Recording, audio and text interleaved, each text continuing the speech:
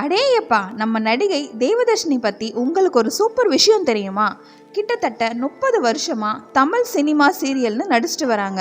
நாம் எல்லாரும் அவங்கள நகைச்சுவை நடிகையா, அம்மா கதாபாத்திரத்துலன்னு நிறைய பார்த்துருக்கோம். ஆனால் அவங்களுக்கு நடிப்பை விட இன்னொரு பெரிய அடையாளம் இருக்குது. அது என்னன்னா, அவங்க ஒரு சைக்கியாட்ரிஸ்ட். அதாவது மனசுக்குள்ள இருக்கிற பிரச்சனைகளுக்கெல்லாம் ஆலோசனை சொல்கிற ஒரு டாக்டர். இது நமக்கு ஆச்சரியமாக இருக்கலாம். நடிப்பு ஒரு பக்கம், மருத்துவம் ஒரு பக்கம், எப்படி சமாளிக்கிறாருன்னு யோசிக்கலாம். ஆனால் தேவதர்ஷினி இந்த 2 துறைகளையும் செம்மையாக பேலன்ஸ் பண்ணுறாங்க. அவங்க ஒரு பேட்டியில், நான் ஒரு மனநல மருத்துவருங்கிறதுனால ஒரு கதாபாத்திரத்தோட மனநிலையை ஈஸியாக புரிஞ்சுக்க முடியுது. அவங்க ஏன் கோவப்படுறாங்க, ஏன் சிரிக்கிறாங்கன்னு எல்லாம் புரிஞ்சு நடிக்கும்போது அது இன்னும் இயல்பாக வருதுன்னு சொல்லியிருக்காங்க.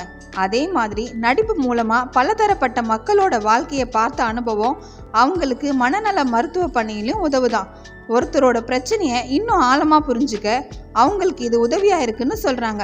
இப்படி 2 பெரிய துறைகள்லையும் ஒன்றுக்கொன்று உதவியாக இருக்கிற மாதிரி அவங்க திறமையை காட்டியிருக்காங்க. சினிமா, குடும்பம், அப்புறம் இந்த டாக்டர் வேலைன்னு எல்லாத்தையும் கையாளுறது உண்மையிலேயே பெரிய விஷயம். தேவதர்ஷினி மாதிரி ஒருத்தங்க மக்கள் மனநலத்தை பற்றி பேசுறது ஒரு நல்ல விஷயம் இல்லையா?